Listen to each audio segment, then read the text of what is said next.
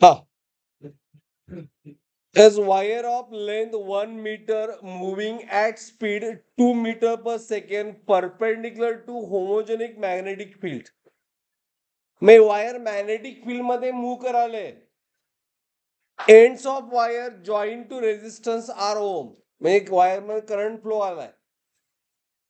Rate at which work being done to keep wire moving at this speed. म्हणजे काय find करायचं any one of you? बघा मी data लिहितो. Length दिले 1 metre असं लिहायचं नसतंच, अंडरलाईन करायचं असतं. स्पीड दिलंय 2 मीटर पर सेकंड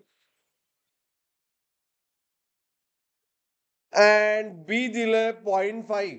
म्हणजे एक वायर मॅग्नेटिक फील्ड मध्ये मूव्ह करायलंय. रेजिस्टन्स ऑफ दिस सर्किट दिलंय 6 ओम. कोण सांगणार फॉर्म्युला काय फाइंड करायचं? कोण सांगणार? Anyone? Work doing being done to keep rate at which work done म्हणजे power. Rate of doing work म्हणजे काय? पॉवर. फॉर्म्युला काय? B square L square V square by R. दिला का नाही फॉर्म्युला? कोणी डेरिव्हेशन एक्झाम विचारत नाही.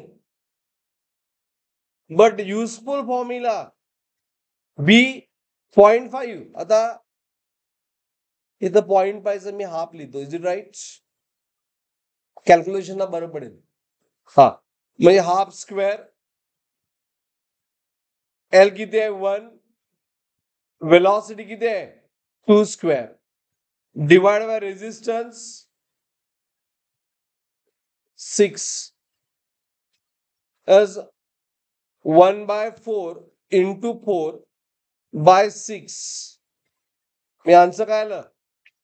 1/6 वॅट.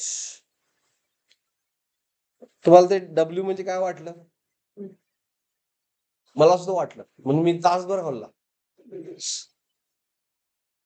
अंडरस्टूड? ओके.